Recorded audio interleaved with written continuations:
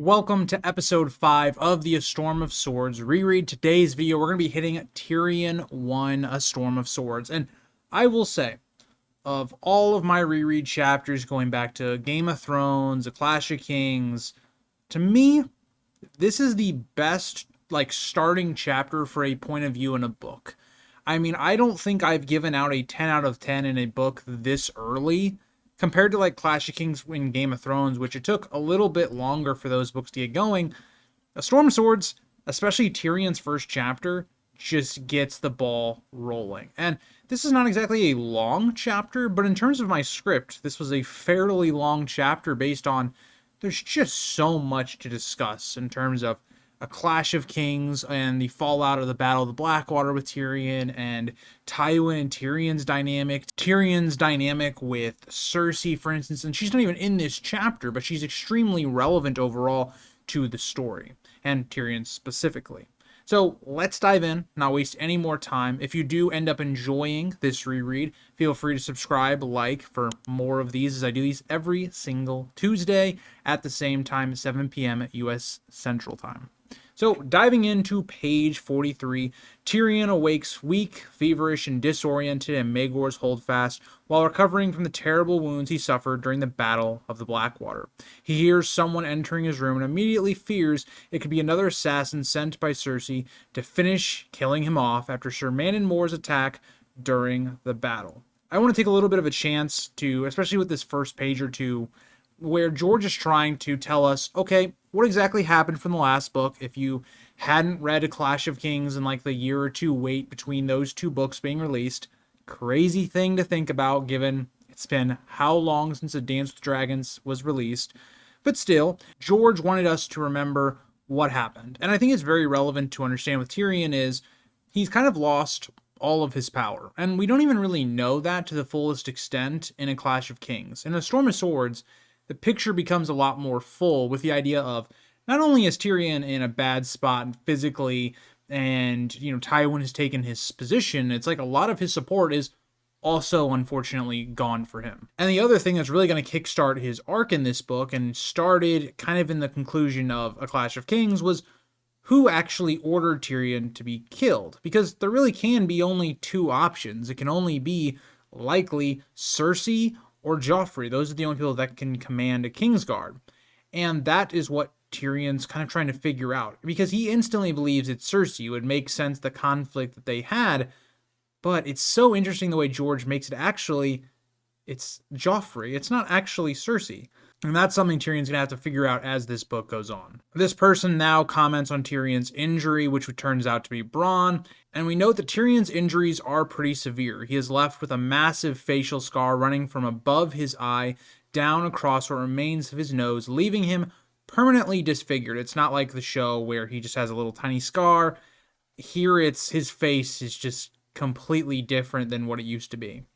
The visitor is revealed to be Bronn, whose appearance has changed dramatically since the battle. He now dresses in expensive clothes and symbols of status, showing how much his fortunes have improved. Bronn has gone from somebody being a rugged sellsword for Tyrion to someone that's much more respectable now. And that's really interesting because Tyrion was always supposed to be the person that was going to reward Bronn. And if Bronn's being rewarded by other people, it goes to show what's happening. There's been a lot of undermining of Tyrion's power. Even the people that Tyrion has raised up, the sellswords, well, they're being rewarded by other people, so why should they stay loyal to Tyrion? And that's something we really discover throughout this chapter. Bronn jokes about Tyrion's scar, asking if he had a shaving accident, to which Tyrion obviously responds back, oh yeah, it was a real big shaving accident. Tyrion questions where Bronn has been, upset that he has been absent for days, while Tyrion lays helpless and isolated. Bronn explains he has already visited multiple times, but Tyrion was unconscious or asleep due to his injuries and fever. And that's the other thing, is that even though Tyrion does feel like his power is slipping away, and obviously somebody tried to have him killed, he's in an extremely vulnerable position, well, what does he do about that? He can't do anything. He's barely to even stay conscious, to the point where Bronn has to visit him multiple times. Tyrion is a lot more vulnerable than he'd like to be. As we get into page 44, Tyrion openly admits to Bronn that he believes Cersei tried to have him killed during the Battle of the Blackwater through Manon Moore. As Bronn reveals, he has been knighted as Sir Bronn of the Blackwater, wearing a new sigil featuring a flaming green chain that honors Tyrion's wildfire chain strategy during the battle. Tyrion is not exactly like, oh, this is a really cool sigil. Based on the description, that sounds like an awesome sigil. So I don't know what Tyrion's necessarily talking about, but you can also see as like Tyrion has become a little bit careless in terms of him being sick. Like he kind of just openly throws around to Bronn that he believes Mandon Moore was hired to kill him by Cersei, or not. I mean, not hired, but told to kill him. That's something that, Tyrion thinks like, maybe that wasn't the best idea, especially because there could always be people listening in on him, like Varys' little birds. Tyrion is irritated that Bronn's knighthood came by Tywin and not by his. It's another sign that Tywin has quickly taken control and is sidelining him politically. That's the thing. Tyrion is being shoved away from the politics, away from the public view, even to the point of like Edmure, for instance, had just told Catelyn, everybody believes Tyrion's dead because nobody's seeing him. News is not getting out about that. Tyrion bitterly reflects on the unfairness of the situation. He nearly died and lost most of his nose saving the city, while others received glory and rewards. Think about this from Tyrion's point of view. All these other people that survived the battle, or they came in at the end, they're getting all the praise. The Tyrells, the Lannister men, the Westermen, they're getting all the rewards. Tywin's hand of the king. Cersei seems relatively unaffected by the events that happened. But here's Tyrion, someone that actively saved the city. Regardless of what Tywin's argument's going to be later on, Tyrion is the reason the city didn't fall by the time Tywin got there. And the fact that he's not being rewarded at all, he's being taken away from his own chambers and just thrown into some little dark corner of the castle. Obviously, you understand why Tyrion is so bitter. Bronn explains that surviving defenders from the River Chain Towers were knighted in a large ceremony conducted by the High Septon and remaining Kingsguard after the battle. We saw this in the last book through Sansa's point of view, as Tyrion learns that Sandor Clegane abandoned the battle rather than dying, while stories are spreading that Tyrion heroically led the sortie in his place. Now, there is going to be rumors, but those are going to be in pale comparison to things like Tywin showing up and Renly's ghost coming to thwart Stannis. Tyrion and his deeds largely are going to go unnoticed, and that's something that Book 3 tells us, that even though some people respect Tyrion, largely people view him as this disgusting monster of a creature that under his rulership, King's Landing was starving and all this stuff. And now that Tywin's here, the Tyrells are here, everything is fine. Think about the way, medieval societies would work. It's like the people are not necessarily going to point their anger towards the Tyrells, who are the ones that have been blockading them from getting food. It's more they're going to hate Tyrion because he is the one not providing food to them as the hand of the king. It's interesting that way that works, and it's really, really good setup to Tyrion's arc later on with his trial. Tyrion sarcastically complains that Cersei keeps him isolated and uninformed while he recovers, comparing himself to a mushroom kept in the dark and fed lies. Very on the nose, I feel like, mention to the character of Mushroom in Fire and Blood, who we learn some of the things during the dance through his account, which largely are probably not true, but some things might. We don't know. It's just a nice little note, I feel like, George giving a reference to a future character. Also, very interesting that it gets brought up in a Tyrion chapter. So I thought that was a nice little nod there. But that is the other thing, is that Tyrion is at such a disadvantage because he cannot control the narrative. Already, Tywin's been told a story by Cersei. He's been told a story by other people of what Tyrion has done at King's Landing. So Tywin already doesn't like Tyrion, and now he's also being told stories that are not accurate to what actually happened. That is another thing that Cersei is using to her advantage. Tyrion says Podrick Payne has tried to update him but struggles to explain events clearly, including informing him that Sir Jacqueline Bywater was killed. Bronn recounts how Jacqueline Bywater died trying to stop fleeing gold cloaks after Joffrey retreated towards the Red Keep during the battle. If you don't remember, Jacqueline Bywater was the person that Tyrion had in control of the gold cloaks. It was one of Tyrion's best allies in King's Landing, and in a lot of ways is a really underrated, cool minor character in the second book. But unfortunately, his death comes off the page. Like, we don't see it during the Battle of the Blackwater. It's something we're told later on. So again, it's George adding in more wrinkles to the Battle of the Blackwater. We thought we had it figured out what happened, but even now, we're still learning more things about what actually occurred because of an action that Cersei made, returning Joffrey to the Red Keep. According to Bronn, many gold cloaks lost courage when they saw the king abandoning the walls, and Bywater nearly restored order before being killed by an arrow and torn apart by the panicked soldiers. Tyrion internally blames Cersei for Bywater's death as well, since her decision to pull Joffrey from the battlefield triggered the chaos. Tyrion, trying to follow up on this, asked whether Joffrey himself was ever truly in danger, clearly mocking his nephew's cowardice and the pampered treatment that he gets. His city is on the brink of falling. This is his throne, his people, and he goes running off.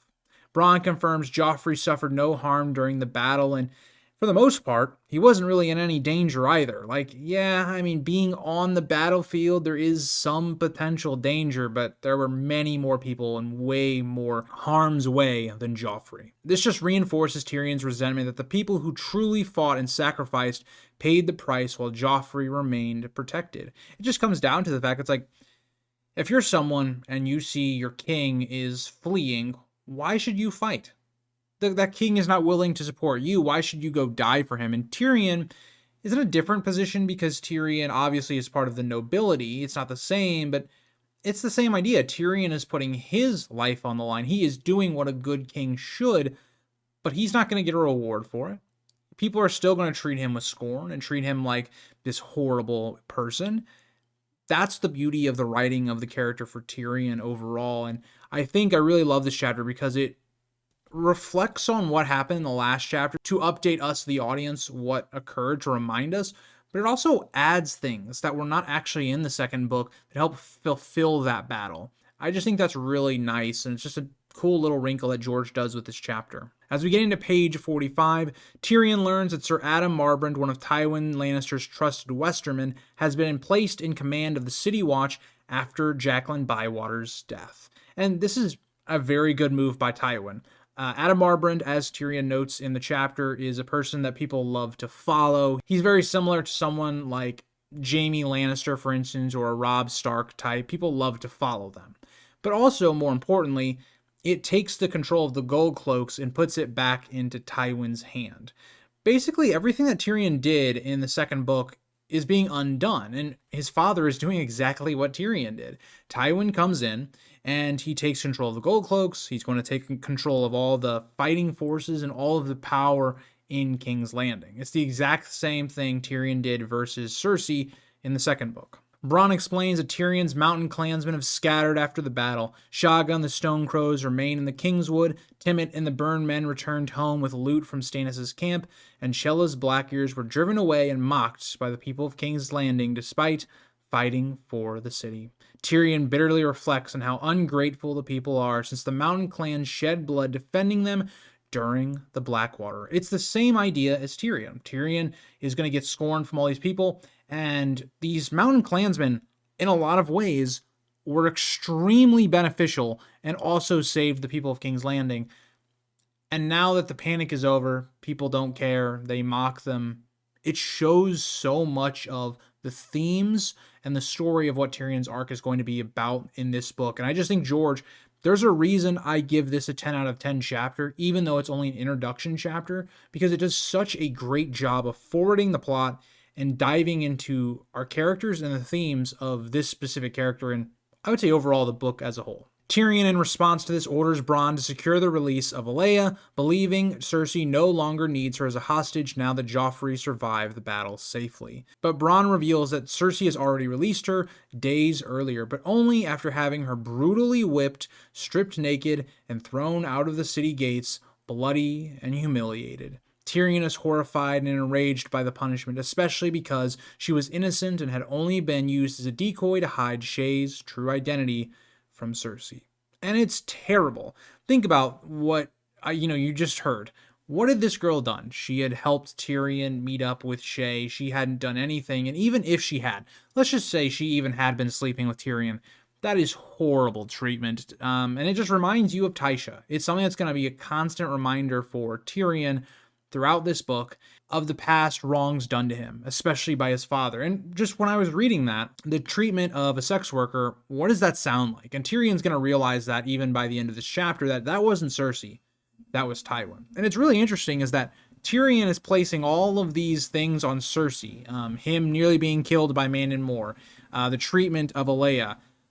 I don't think I'm saying her name right, but to be fair, she's not that major of a character, so I don't care that much. But he's placing all of those things at Cersei's feet when, funny enough, these are one of the few times where she's not exactly the person in charge of that. Tyrion then remembers threatening to treat Tommen the same way Cersei treated Alea if she harmed the girl, but struggles with the idea of taking revenge on an innocent 8-year-old child. And that's the truth. Tyrion doesn't want to do that, and I don't think he necessarily would at this point. By the end of this book, who knows? But at this point, I don't think Tyrion would ever actually go through with that. Bronn then kind of twists the dagger into Tyrion even more, is that he doesn't even have Tommen anymore. He doesn't have that as leverage because after Sir Jacqueline Bywater died, Cersei sent the Kettleblacks to retrieve the boy from Rosby, and obviously they were not going to deny Cersei. And this also gets Tyrion thinking, wait, aren't the Kettleblacks bribed by us? They're supposed to be under Bronn and he's supposed to be paying them, but Cersei has now outbid him with titles and rewards, and he's been out of commission. He hasn't been able to keep up with the bribes. So Tyrion has now found himself in even a worse state than what he realized in A Clash of Kings. In A Clash of Kings, he realized the situation wasn't great, but now it's worse.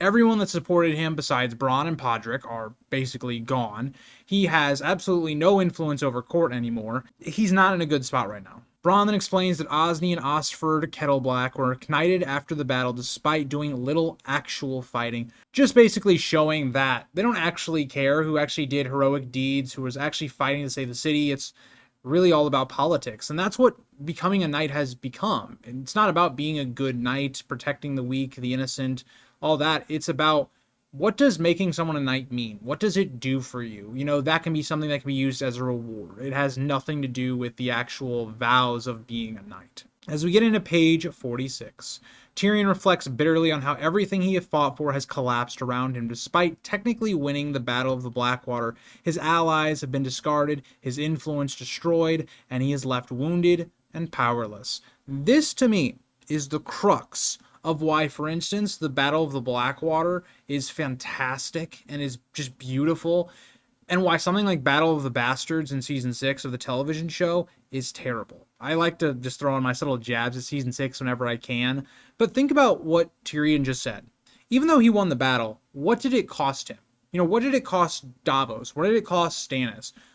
All these things had a dire cost on our characters. Think about something like Season 6 and why Game of Thrones stopped being something related to the book is because it does that exact thing completely wrong. None of our characters are impacted by the Battle of the Bastards in a meaningful way that affected them in some regard outside of just having plot armor and surviving. And you don't have to die in battle.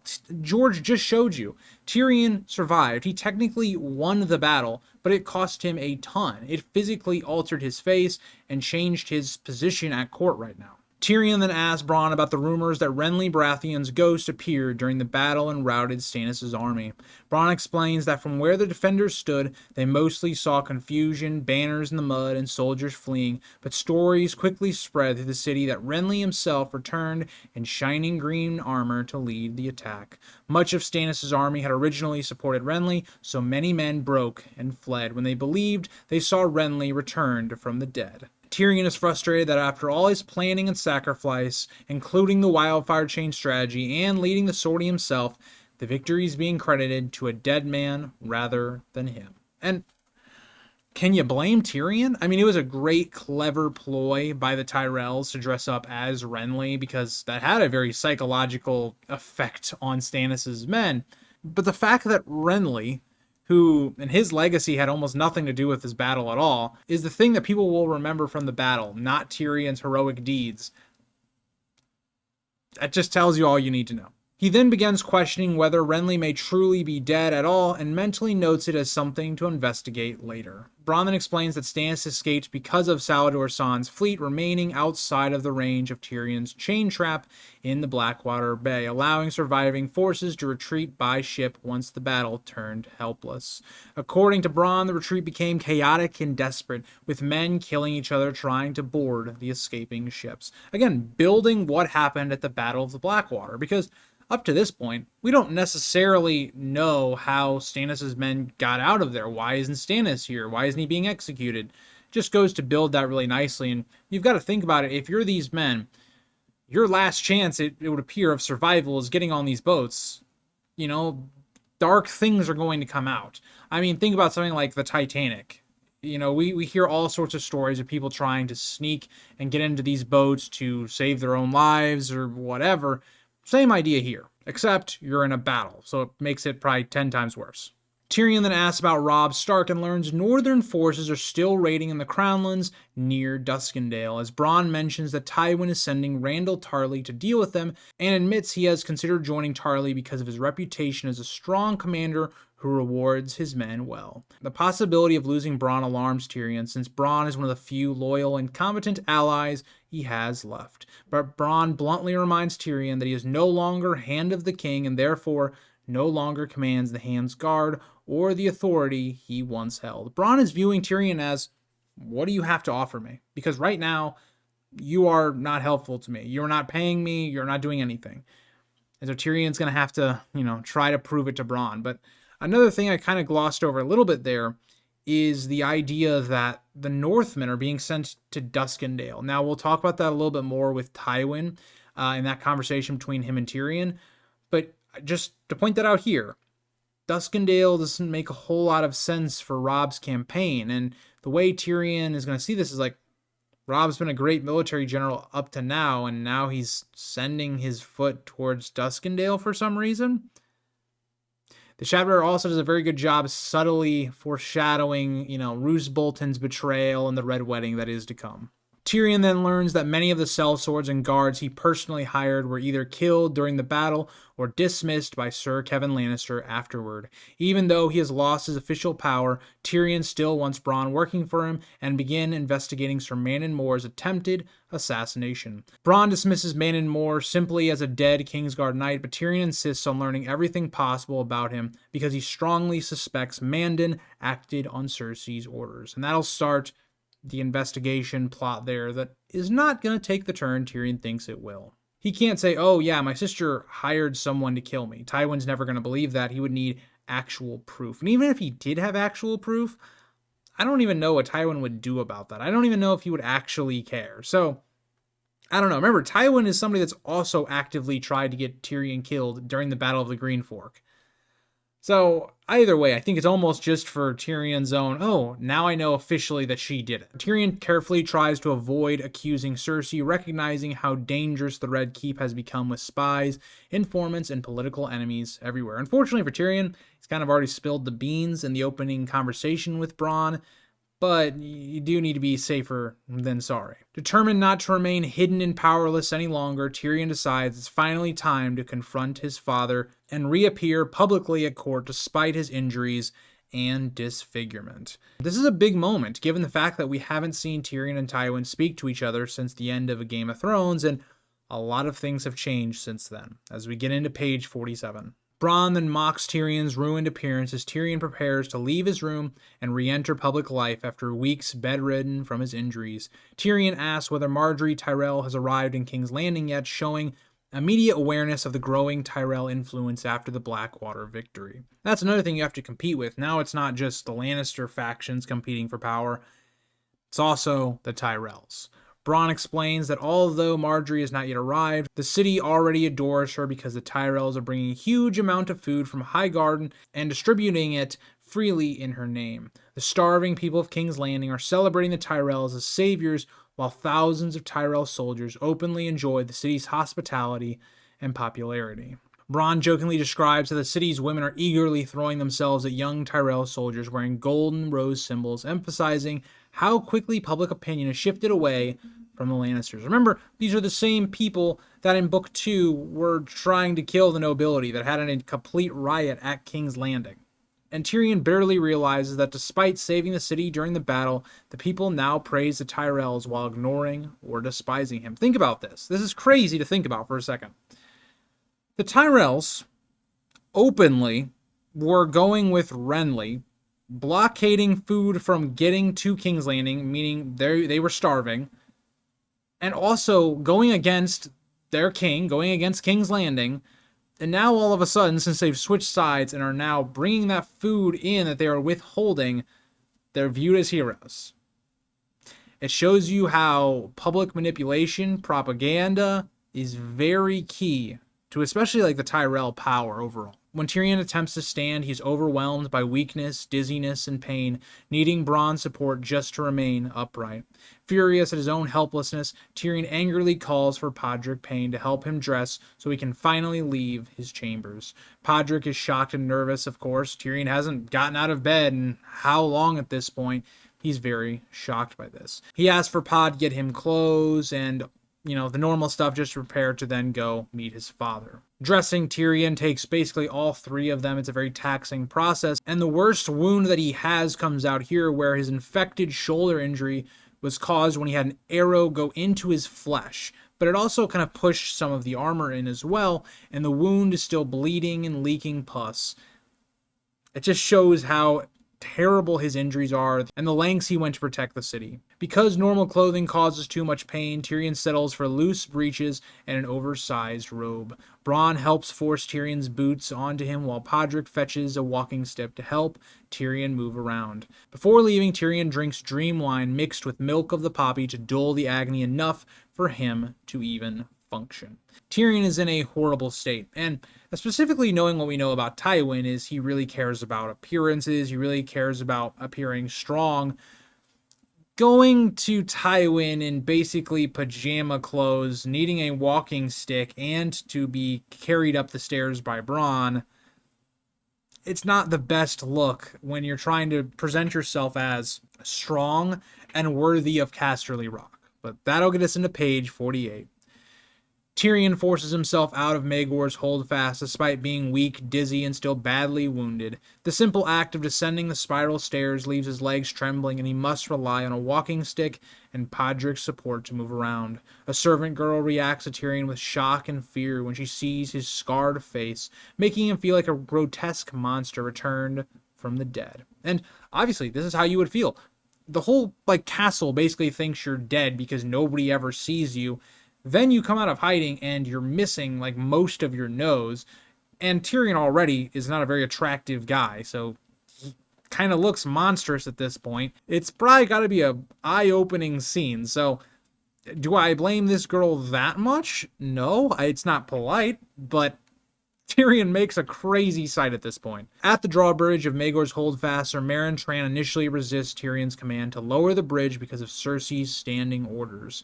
Tyrion then invokes Tywin Lannister's name to get him out of the way, saying he had some business with his father, and at that point, Meryn listens to him. It just shows how much respect, fear, love Tywin has.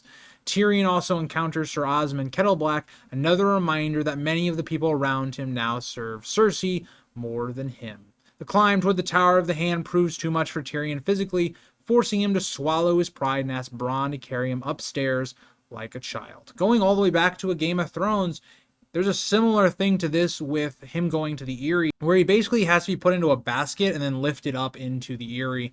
It's kind of similar to that, but except here at court, if somebody saw you like this, it would be the gossip, your reputation would be not in a good spot. It would show that you are extremely weak, and something at the Red Keep you just cannot be. Tyrion is deeply humiliated by this and hope no one sees him. The Red Keep is now crowded with Tyrell banners, soldiers, and noble retainers who have arrived for Joffrey's upcoming wedding to Margaery Tyrell. Podrick explains that there are so many Tyrell and Reach lords in the city that many have to stay in inns and homes outside of the castle itself. As Tyrion sarcastically remarks that weddings are preferable to battles because they are less likely to end with him being mutilated. Ironic, given the two weddings that happen in this book. A lot of death happens at them, and Robb Stark gets mutilated at the Red Wedding.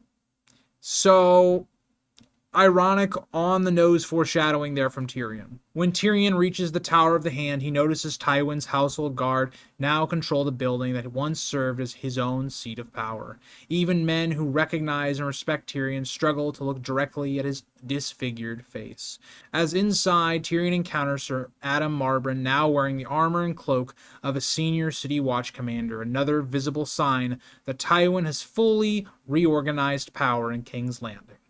All of this is kind of to show Tyrion that whereas this might have once been where he lived, he's been pushed completely out of power, and that's something that makes Tyrion very bitter. He's been pushed to the side as though nothing has even happened. This is just, you served your purpose, now we don't really care about you anymore. And that is going to really play out in the coming pages.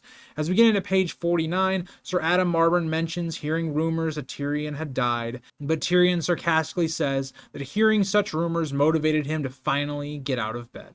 As Adam explains that despite the victory at the Blackwater, the City Watch is badly weakened by deaths and desertions, leaving him with only around 4,400 men. He also notes that he doesn't even understand how the crown can keep paying for so many guards, but Cersei refuses to reduce their number because she remains paranoid about threats to her power. Cersei's not a good person at ruling, she doesn't understand finances, and at this point you don't need all of these gold cloaks. Like, yes, it's nice to have them, but the crown is deeply in debt, and also you have the Lannister army here.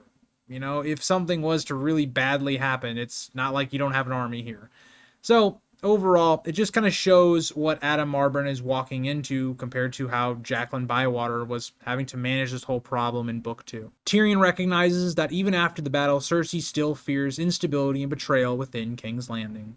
Adam reveals that Tywin is furious about the continued disappearance of Tyrek Lannister, Tyrion's young cousin who vanished during the riot in King's Landing. And I talk about this so much when looking at this character and Varys specifically is Tyrek specifically gets noted once almost every single book just to remind the reader, oh yeah, this random Lannister kid went missing during the riot of King's Landing, and there was never a body found, there was never any indication to show that he was murdered or taken hostage. At this point, he's just vanished. A little peculiar that keeps getting brought up and will get brought up in A Feast for Crows as well. Tyrek had recently been married to the infant Lady Hayford, making him politically valuable because of her inheritance.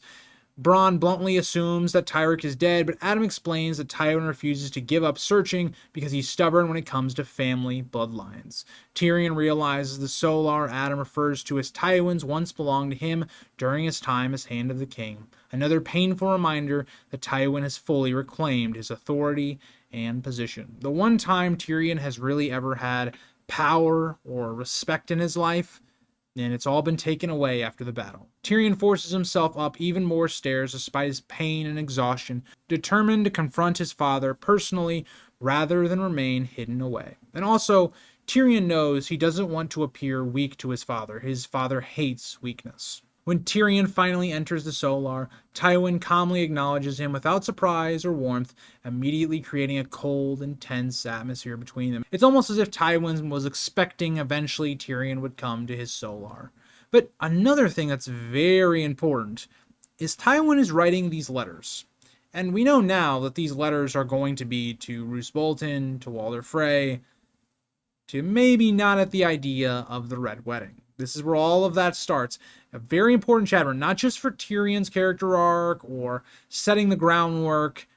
It's very influential overall. But Tyrion sarcastically comments that he is pleased Tywin still remembers him, revealing his bitterness over how discarded and unappreciated he feels after saving the city. Tywin dismisses Bronn and Podrick so he can speak with Tyrion alone, reinforcing Tywin's power, that he just flicks people away. Just go away so I can talk to Tyrion by myself, and just dismisses them just like that. Once alone with his father, Tyrion immediately senses that something is wrong and suspects that Cersei has already poisoned Tywin against him with lies or accusations while he was recovering. And while that is true, Cersei has turned Tywin against him, definitely. And another thing is Tywin is making the plans for the Red Wedding. So there's also that. He's trying to take out Robb in one fell swoop as well. As we get into page 50, Tyrion notices that Tywin now wears the golden chain of the Hand of the King, a symbol Tyrion himself wore while acting as Hand, reinforcing how fully his father has replaced him. And another thing that I think is important is that chain is going to have a very important part to play in the rest of this story. So it's a nice little nod to, hey guys, remember that chain, it'll be important. Tywin immediately urges Tyrion to sit and questions whether he should even be out of bed, though Tyrion recognizes this concern is mixed with Tywin's contempt for weakness. He doesn't want to appear weak in front of his father. He wants to put on this strong, image. But the problem is you can say, oh yeah, I'm good, I wanted to get up. But at the same time, you're wearing like night clothing, you're having a walking stick, you're not exactly the symbol of strength. And so no matter how Tyrion plays this, he's kind of screwed in terms of that. Tyrion sarcastically complains about moving from the luxurious Tower of the Hand to a dark room in Maegor's Holdfast while recovering. Tyrion dismisses the complaint by explaining the Red Keep is overcrowded with nobles and guests arriving for Joffrey's wedding to Margaery Tyrell. But the thing is, Tyrion is your son. He should have a place in one of the best places in the castle given his station. He was the acting hand of the king, and now he's being removed to some bleak cell in Maegor's Holdfast. Like, it is not a great look, and it kind of just shows everything you need to right away that Tywin doesn't value Tyrion now. Tyrion was being talked up from Tywin in Book 1 because Tywin needed Tyrion. And then the other part of that being that Tywin viewed Jaime as gone, that Jaime, was going to be executed or always be a prisoner, that Tyrion was now his last, son, more or less. Now, we know that not to be the case, with Jaime escaping or being set free from Riverrun. The wedding will take place on the first day of the new year and the new century, presenting it as a symbolic beginning of a new political era dominated by the Lannisters and also the Tyrells, but mainly the Lannisters. It's to show this is a new era. This is a new time period in which the Lannisters will dominate like the Targaryens once did. Tyrion jokingly says he already has other plans for that day, but Tywin quickly grows irritated with his sarcasm and says he has important work to finish. He's got these letters to do. They might be a little important. Tywin reminds Tyrion that ruling is not only done through battles, but also through letters, diplomacy, and political maneuvering, emphasizing the practical side of war. And that's what you're going to see. A Storm of Swords, interestingly enough in the title, it's not a lot about, these great battles. That's a lot about what a Clash of Kings was. But here it's more about just out politicking and using the faults of your enemy against them. Tyrion subtly accuses Tywin and Cersei of abandoning him during his recovery, but Tywin claims he personally visited Tyrion frequently while he seemed close to death. Which, I don't know if I believe that. And also Tyrion was only close to death for maybe a couple of days, and Tyrion has been on his sickbed for weeks now. It's not exactly a loving father from Tywin. Tywin questions why Tyrion dismissed Maester Balabar, the healer Cersei selected for him, but Tyrion explains that Balabar kept him heavily drugged and unconscious, while Maester Franken allows him to remain awake and aware. Tywin insists that Cersei was genuinely concerned for Tyrion's life and chose Balabar out of kindness, though Tyrion privately believes Cersei would have preferred him dead. And I do believe that is the case. I think Cersei would have given him the Jon Arryn treatment. Oh yeah, look like you're trying to heal him, but if he dies, oh well. That's what I genuinely think Cersei would have been completely fine with. Now, Cersei also has to put on the front for Tywin that she is the innocent in all of this, and that Tyrion's this horrible monster and all of that. And Tyrion bitterly notes that Cersei never once visited him personally while he recovered. Again, loving sister in Cersei, but given everything that's happened in the last book, you kind of understand why that wasn't the case. Tywin, though, sharply defends Cersei, saying she has been occupied with royal responsibilities and that Tyrion has technically been out of danger for weeks. And this is one thing I want to point out. When has Tywin ever defended Tyrion in the way he just defended Cersei? Cersei obviously is in the wrong here. Just from the outside looking in, even with all the rumors, this is your brother we're talking about that is, on his deathbed, and Cersei never even bothered to show up. Imagine Tyrion did that with Cersei on her, deathbed. Tyrion would be ridiculed by Tywin. It just shows that double standard, that Tywin just hates Tyrion overall, for just living, for just being, for existing. Tywin studies Tyrion's horrific facial scar directly without pity, acknowledging how severe and grotesque the wound is. He bluntly asks what madness possessed Tyrion to lead a dangerous sortie during the battle instead of staying protected. Tyrion argues that if Jaime had performed the same actions, everyone would praise it as heroic valor instead of recklessness. But Tywin counters that Jaime would never have foolishly removed his helmet during battle, implying that Tyrion's disfigurement was partly caused by his own incompetence. And this is crazy. The idea that Tyrion, who the enemy was at their gates, nobody was stepping up, he just had to do it. He had to be the person to step up. And because of that, that is what caused his injury. And Tyrion doesn't even say, oh yeah, I got this injury from my own man as well. Because he obviously can't say that. He doesn't have the proof. But the idea that, oh yeah, Tyrion, why did you take this injury in the middle of battle when not only did you have to clear the beaches of the Stannis' men, but then also have the battle of the ships? When the bridge literally falls apart, Tyrion is on them and he gets injured, and you're all of a sudden going, oh, how did you take an injury? Tyrion is totally right to say, Tywin, if this was Jaime, you wouldn't be saying any of this stuff. You'd be praising me for a hero. Tywin then asks whether Tyrion at least managed to kill the man who wounded him, showing more concern for vengeance and battlefield effectiveness than Tyrion's suffering itself. Tywin does not care about Tyrion's injury whatsoever. He cares about the image. Did Tyrion at least take down this man that dared to strike a Lannister? And, well, Tyrion didn't necessarily do to his Podrick, but Mandon Moore did die. As we get into page 51, Tyrion then tells Tywin that yes, Mandon Moore was killed, but he internally thinks, obviously, what I just told you. Tyrion privately believes Mandon was only acting on someone else's orders and strongly suspects Cersei orchestrated the assassination attempt during the battle. He has every reason to believe this, but he is not correct.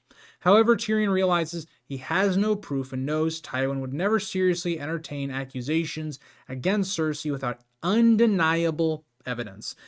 It's ironic, right? Because think about this. Tyrion's trial, there's no undeniable evidence. Like, yeah, there's witness testimony, but there's no undeniable evidence, and yet Tywin sentences Tyrion to die, basically. That's what he was going to do, or have him sent to the wall for life. It's what makes this chapter so great, is just these hidden little things that foreshadow the story that we're going to get. Tyrion then asks why Tywin is remaining in King's Landing instead of campaigning personally against either Stannis or Robb Stark. Tywin explains that without Pastor Redwine's fleet, they cannot assault Dragonstone yet, but confidently declares that Stannis' cause effectively died at the Blackwater.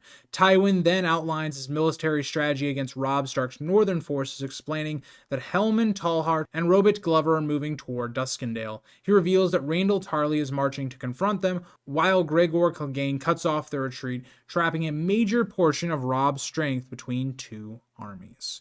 And this is massive, right? Because that is a really big question. Why is Tywin so relaxed? There still is a war to fight. Yes, Stannis lost, but Robb has been a huge threat in the Riverlands and in the West. Why isn't he going after him? And the kind of coolness, the casualness that Tywin has about the threat of Robb kind of tells you all you need to know. Robb's campaign is already fallen apart. Everything is already done, right? You have people actively betraying him. Roose, Walder Frey, they're going to betray Robb, and this has already been planned. You have Robb, who's screwed up, marrying Jane Westerling. You have all of these different things that have screwed up Robb's campaign at this point, that Tywin knows it. Tywin knows the war is coming to an end. But it also reveals something about Robb's campaign of, like, why is a lot of Robb's foot going after Duskendale? Now, if you were paying attention, and why I love Arya's last chapter in A Clash of Kings so much, is we actually know exactly why. Roose Bolton ordered it. It's not something that Robb was in control of. Tyrion is confused by the northern movement toward Duskendale, believing there's little strategic value there, and wonders if Robb Stark has finally made a mistake. He hasn't, but I guess you could say his mistake was trusting in men like Roose Bolton. Tywin dismisses Tyrion's curiosity and instead focuses on Tyrion's worsening condition, noticing blood seeping through his bandages and urging him back to bed. Tyrion changes the subject by bringing up Peter Baelish being granted Harrenhal and the title of Lord. Now, there's a couple reasons Tyrion does this. One, because it's going to be similar to what Tyrion's going to ask for. He's going to ask for Casterly Rock, but also because why is Littlefinger getting rewarded? This is somebody Tyrion was considering imprisoning and executing in the last book, but he had to rely on Littlefinger. Why is he getting a reward? Tywin praises Littlefinger for helping secure the alliance and marriage pact with the Tyrells, justifying the reward with the Lannisters' philosophy that debts must always be paid. Tyrion bitterly notes internally that the Tyrell alliance was originally his own idea, though Tywin now gives Littlefinger the credit. And obviously, this happened in a small council meeting, and obviously, because Tyrion has not been able to control the story or the narrative, Littlefinger's going to take credit for it. He's the one that's going to be, oh yeah, Tyrion promised me Harrenhal and all this stuff. So it's another thing where Tyrion was the one that came up with the brilliant idea to get the Tyrells in bed with the Lannisters, and he's not getting credit for that either.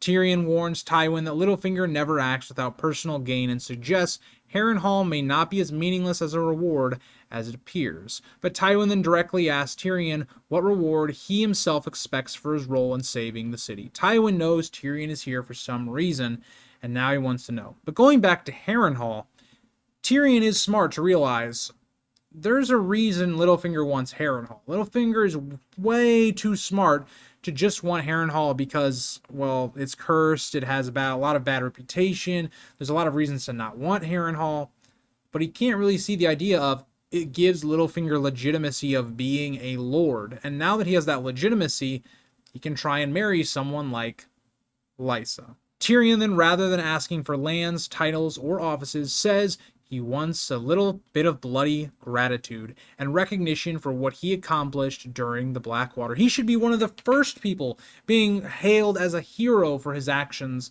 but no. Instead, Tywin coldly dismisses the idea of needing to praise him, comparing the desire for applause to entertainers and even to the vanity of King Aerys II, the Mad King, which is crazy. Like, think about Tywin himself. Tywin is also basking in the glory of being the savior of King's Landing and all of this shit. Tyrion, the least you could do is at court, you could present him with some sort of reward so people recognize him as being one of the heroes of the Battle of the Blackwater. Is that so hard to do? You don't gotta give him Casterly Rock, but like, you could just give him some sort of land or monetary stuff or even a title, but like nothing. He gets nothing for his.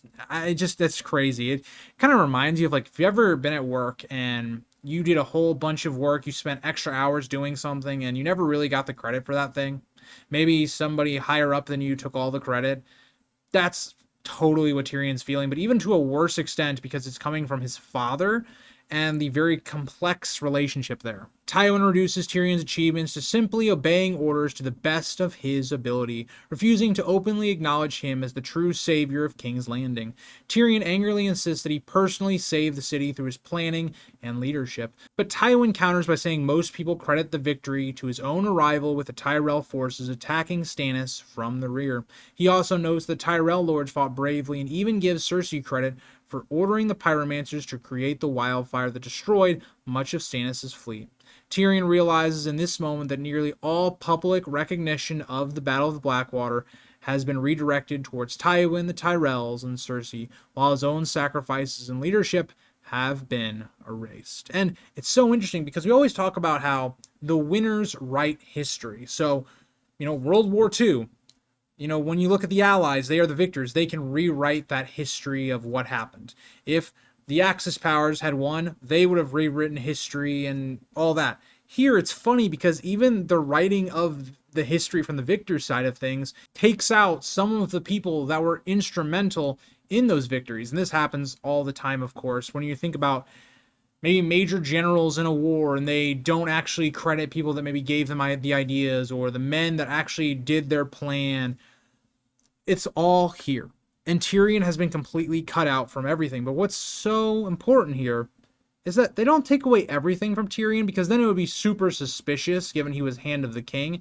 They give him just enough credit to say, he did something, but he wasn't the savior of it, which is crazy given that all Tywin and the Tyrells did is they came in after the battle was pretty much over as soon as they got there. Like, they didn't have to take out any scouts. They just had to show up.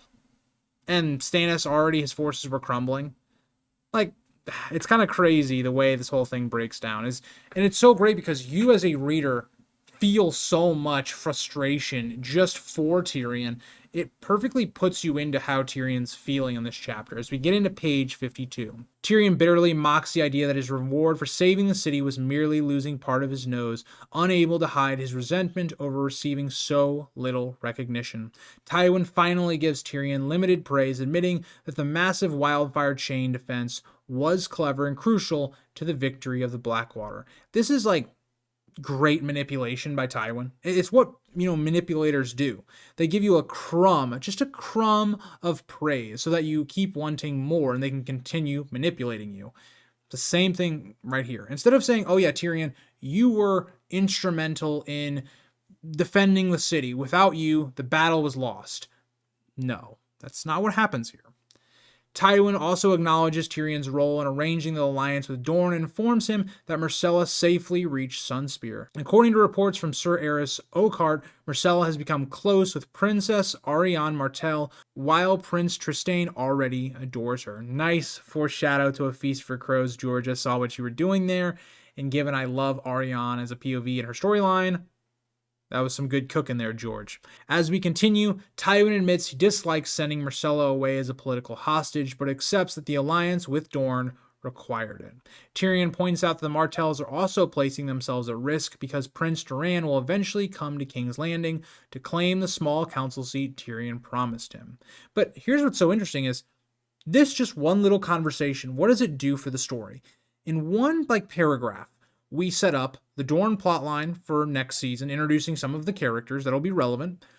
Also, introducing that the Martells are going to probably come for the wedding, and they're assuming it's going to be Prince Doran. That is not going to be the case. A lot of great stuff there from George. Tywin then shifts the conversation towards the darker part of Tyrion's bargain with Dorne, the promise of justice for Elia Martell and her murdered children. Tyrion insists he promised justice, not revenge, but Tywin dismisses the distinction, saying both ultimately require bloodshed. Tyrion sarcastically remarks that blood is hardly scarce after the slaughter at the Blackwater. Tyrion directly pressures Tywin about Gregor Clegane, implying that handing over the mountain could satisfy Dorne's demands. And the reason Tywin's asking about this is obviously Tywin was behind the deaths of Elia's children, of course.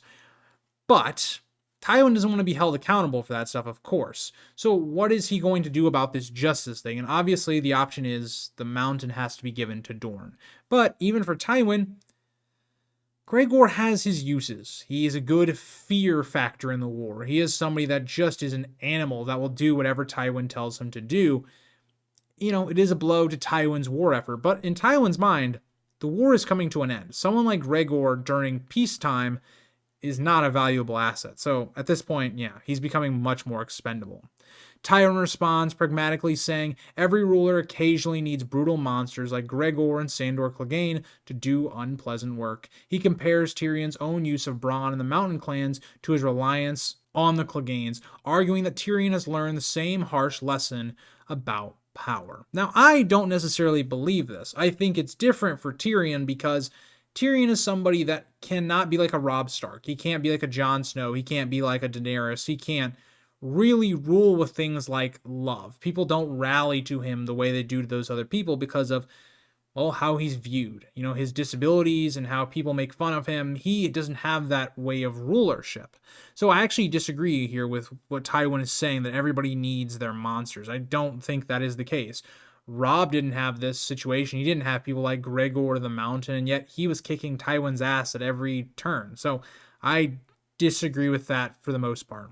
But Tyrion does reflect on this and thinks that Tywin is not entirely wrong. Tywin then says he will consider the matter of Gregor, but tries to end the conversation and return to his political work. Tyrion then decides to ask for what he truly wants. He wants recognition as Tywin's heir and Lord of Casterly Rock. It almost comes out of nowhere for Tyrion, right? Tyrion just asks it. It's almost like he blurts it out. It's not something that he thought he was going to say, but it's something he's always wondered about. Because, in truth, it is his right.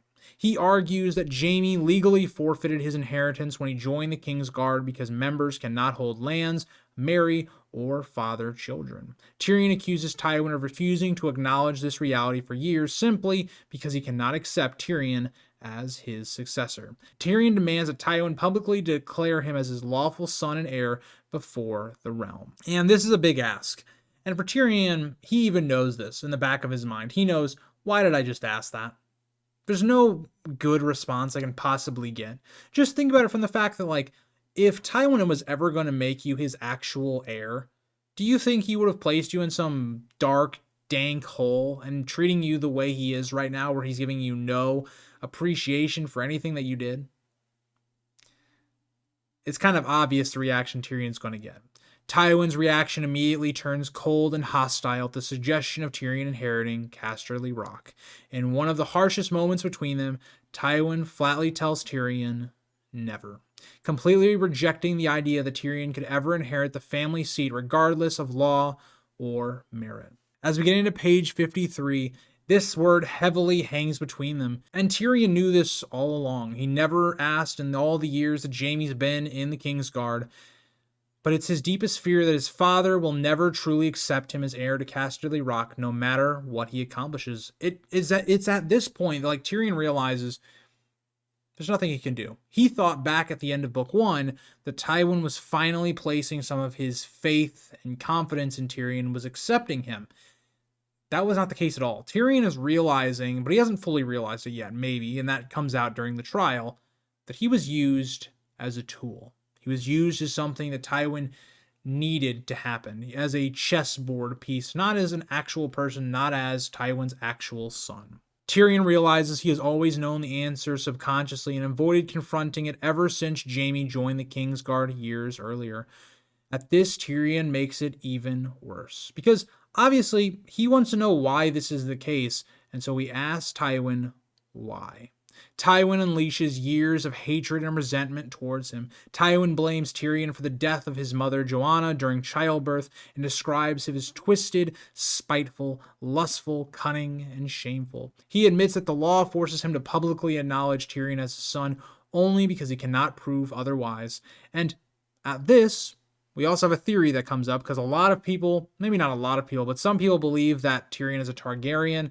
A lot of people will use this line to justify that idea, that Tywin doesn't, view Tyrion as a son. I think that is a lot more to do with the fact that Tywin hates Tyrion so much because of, Tywin's real happiness was in his wife, and she died giving birth to Tyrion. And unlike how normal people would react and cherish that child that his wife gave him, he hates him. He hates him because he's a constant reminder of Joanna's loss and also of weakness, because Tywin views Tyrion as a walking weakness. The way Tywin talks about Tyrion proves that fact. Tywin says the gods punished him by making Tyrion wear the Lannister lion sigil and represent the family. Most importantly, Tywin declares he will never allow Tyrion to inherit Casterly Rock because he believes Tyrion would disgrace the family and turn it into a whorehouse. Ironic, because Tywin does the exact same things. Even some of the theories about how did this secret passage that Tyrion used in Book 2, how did that come about? All we're told is that was from a previous hand of the king, and given where Tywin goes in this book, it's possible Tywin was the person that made this tunnel so that he could whore around. There's a lot of similarities between Tyrion and Tywin. It's a reason Jenna Lannister, later on in Book 4, will tell this to Jaime, that Tyrion was really Tywin's son. Tyrion immediately realizes that Cersei told Tywin about Aelia and likely exaggerated or twisted the situation to further poison Tywin against him. Tywin mocks Tyrion's history with women, bringing up Tysha and other prostitutes to reinforce his belief that Tyrion is morally corrupt and ruled by lust. Again, it's so ironic given that's a reflection of who Tywin is.